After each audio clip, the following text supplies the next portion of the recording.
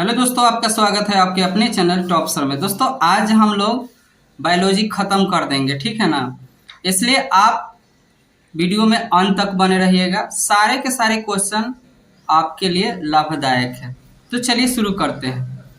देखिए क्वेश्चन क्या है, कॉपर ल्यूटियम कहाँ से हार्मोन जो है, कौन सा हार्मोन रिसीव करता है। कॉपर ल्यूटियम से कौन सा हार्मोन निकलता है, तो प्रोजेस्टेरॉन हार्मोन निकलता है। ये स्त्रियों में पाए जाते हैं, ठीक है ना। मादा हार्मोन कह सकते हैं कि ये मादा हार्मोन है। अगला जो है, निम्नलिखित में से कौन सा पुरुष हार्मोन है, तो पुरुष हार्मोन जो होता है टेस्टोस्टेरोन होता है, ठीक है। इसका रिसाव जो होता है एंड्रोजन से होता है। अगला जो है, परागकण निम्न में से किसके अंदर बनते हैं, तो परागकण जो है पराग कोश के अंदर बनते हैं, ठीक है। समझ में आ रहा होगा आपको, ठीक है। अगला जो पॉइंट है, किस में विखंडन नहीं होता है, तो ईस्ट में विखंडन नहीं होता है, क्योंकि वो जो जनन करती है मुकुलन के द्वारा करती है। एक लिंगी पादप कौन है, तो वो पपीता होता है, ठीक है। अगला पॉइंट है, फूल में नर जनन अंग कौन है, तो वो पुंकेसर होता है, ठीक।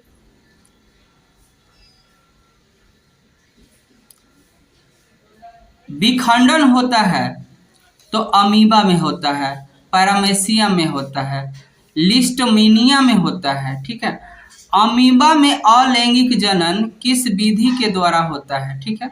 तो अमीबा में जो जनन की विधि है वो अलैंगिक तो है ही, इसमें द्विखंडन विधि के द्वारा होता है। अगला है, फूल का कौन सा भाग जो है फल में बदल जाता है, तो वो है अंडाशय जो है फल में बदल जाता है, ठीक है ना। पौधे में जनन अंग कहाँ पाए जाते हैं, तो वो पुष्प के अंदर पाए जाते हैं। अगला जो पॉइंट है, कौन सा पुनरुद्ध भवन का उदाहरण है, तो वो हाइड्रा होता है। निम्न में से कौन सा एकलिंगी पुष्प है, तो वो पपीता है। अगला जो है, पुष्प का नर भाग पुमंग कहा जाता है। पुष्प का कौन सा भाग जो है परागकण बनाता है, तो पुंकेसर जो कि बनता है जहाँ परागकोश में बनता है।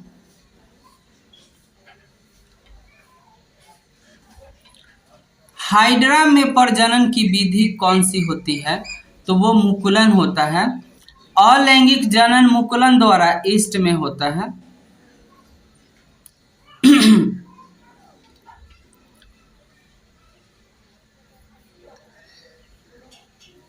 परागकोश में होते हैं तो वो परागकण होते हैं।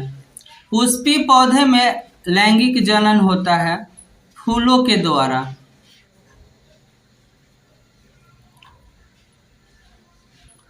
मुकुलन द्वारा जनन किस में, तो ईस्ट में होता है। बीज विकसित होता है कहाँ, बीजांड से विकसित होता है। पूर्ण विकसित अंडाशय कहलाता है फल जो है पूरी विकसित हो जाएगा अंडाशय से। नर युग्मक में गुणसूत्र की संख्या होती है, तो वो 23 होती है। यानी कुल कहा जाए, युग्म कह दिया तो 23, अगर कुल गुणसूत्र कहा जाए तो 46। अंडाणु निषेचित कहाँ पर होता है, तो फ्लोपियन नलिका में होता है। कौन मादा जनन तंत्र का भाग नहीं है, तो मादा का ये नहीं है, ये तो पुरुष का है, शुक्रवाही का। एंड्रोजन क्या है, तो ये नर लिंग हार्मोन है, इसी से टेस्टोस्टेरोन हार्मोन बनते हैं। कौन उभयलिंगी है, तो केंचुआ है। उभयलिंगी का मतलब होता है कि ऐसा जीव जिस पर नर और मादा जननांग पाए जाते हैं उसको उभयलिंगी कहा जाता है। शुक्राणु का निर्माण कहाँ होता है, तो विरिसन में होता है। निम्नलिखित में से नर युग्म में कौन है, तो शुक्राणु है। मानव में नर जनन ग्रंथि कहलाती है शुक्राणु। भ्रूण का विकास होता है तो गर्भाशय में।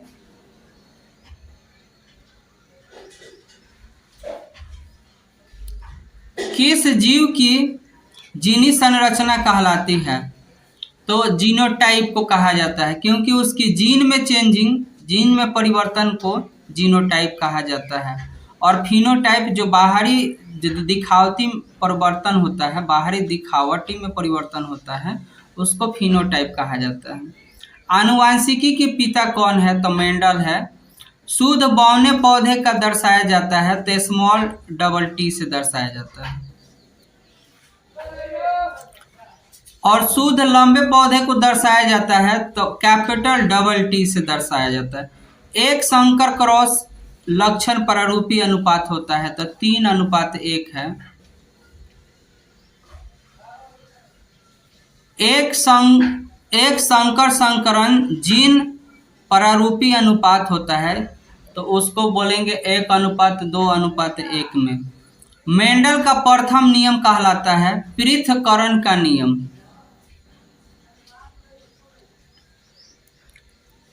मानव शरीर में कितने जोड़े गुणसूत्र पाए जाते हैं? तो वो 23 जोड़ी गुणसूत्र पाए जाते हैं। ठीक है।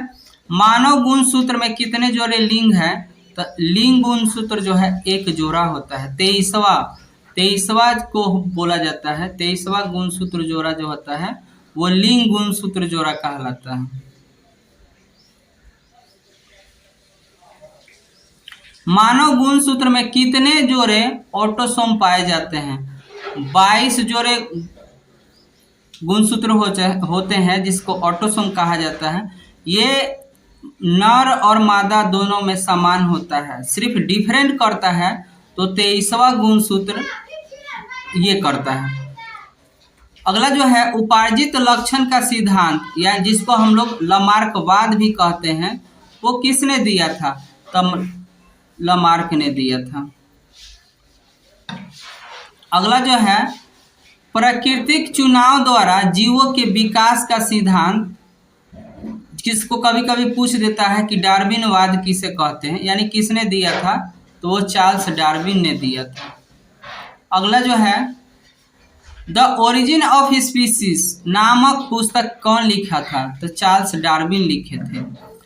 फिलोसफिक जूलॉजिक पुस्तक के लेखक कौन है? तो लमार्क हैं। अगला जो है बिल्ली और मनुष्य के अग्रपाद उदाहरण है तो वो समजात अंग कहलाते हैं। समजात अंग किसको कहते हैं? ऐसा जीव जो उत्पत्ति के दृष्टि से समान और कार्य अलग अलग करे उसको समजात अंग बोला जाता है। असमजात ठीक इसके उल्टा होता है। तितली तथा पक्षी के पंख उदाहरण है तो असमजात अंग के। अगला जो है रेडियो कार्बन पद्धति संबंधित है तो वो जीवाश्म आयु से है। ठीक है। मनुष्य में सबसे करीबी संबंध किसका है? जो मानव के नजदीक कौन सा जीव है? तो वो चिंपैंजी है, जो कि बहुत नजदीक है। मेंडल ने अपने प्रयोग के लिए बगीचे में उगाए जाने वाले किस पौधे का चयन किया था? तो वो मटर के पौधे का चयन किए थे। अफ्रीकी मानव सबसे निकट संबंध है तो वो चिंपैंजी से है। ड्रोसोफिला मेलानोग्रेस्टर नर होता है तो 6 ऑटोसोम प्लस XY। किस जर्मन वैज्ञानिक ने 21 पीढ़ियों तक के चूहे की पूंछ काट दी थी? तो बाईसामान ने। वो आनुवंशिक की जांच करने के लिए कि कहीं इसका पूंछ काट देंगे फिर इनका फर्टिलाइजेशन कराएंगे तो उनसे उत्पन्न संतान क्या बिना पूंछ वाला होगा, इसी की जांच के लिए ऐसा किया गया था। हरे पौधे होते हैं तो वो उत्पादक कहलाते हैं। ऐसा जीव जंतु जो भोजन के लिए दूसरे पर निर्भर रहता है उसको क्या कहते हैं? तो परजीवी कहते हैं। ठीक। अगला जो है मानव और तिलचट्टा है सर्वभक्षी, यानी सर्वभक्षी किसको कहा जाता है? जो शाकाहारी और मांसाहारी दोनों होते हैं उनको सर्वभक्षी कहा जाता है। जीन शब्द को किसने प्रस्तुत किया था? जोहानसन ने किया था। किसे आनुवांशिकी का जनक या पिता कहा जाता है? तो ग्रेगर जॉन मेंडल को कहा जाता है।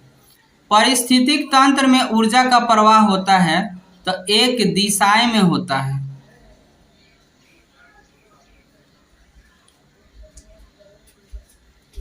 जैव निम्नीकरण अपशिष्ट है: मल मूत्र, वहित मल, जंतु और पेड़ पौधे के मृत शरीर इत्यादि।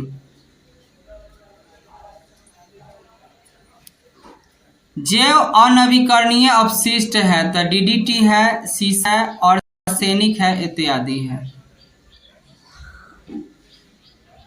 ओजोन के एक अणु में कितने परमाणु संख्या यानी O3 होता है तो इसमें कितना है परमाणु की संख्या? तो 3 होता है। ठीक।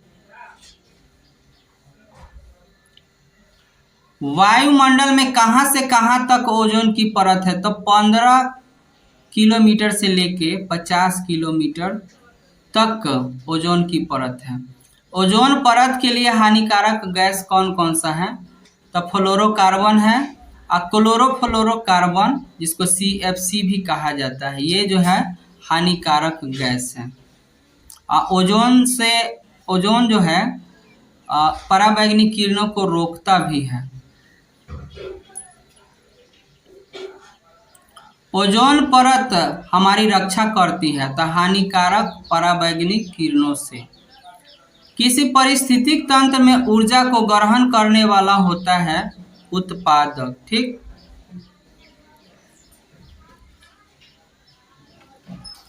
अगला जो है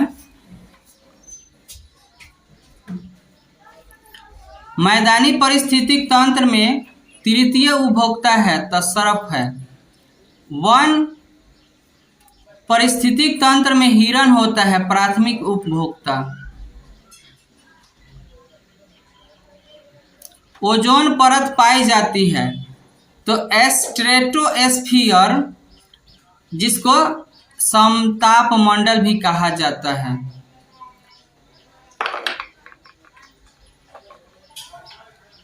अगला जो है ओजोन परत पाए जाते हैं कहाँ?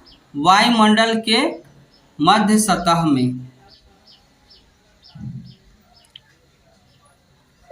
सभी जीव जंतुओं के लिए ऊर्जा का अंतिम स्रोत क्या है? तो सूर्य है।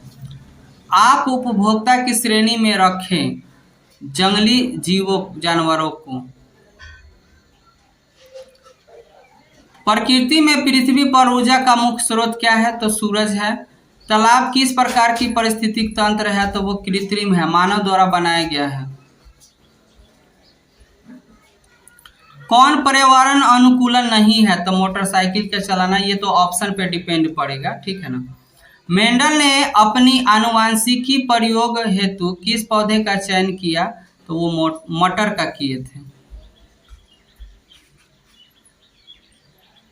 कौन सा अभिलक्षण वंशागति नहीं है? तो बाल की प्रकृति। कौन से बौने पौधे को दर्शाता है? तो small T, double small T.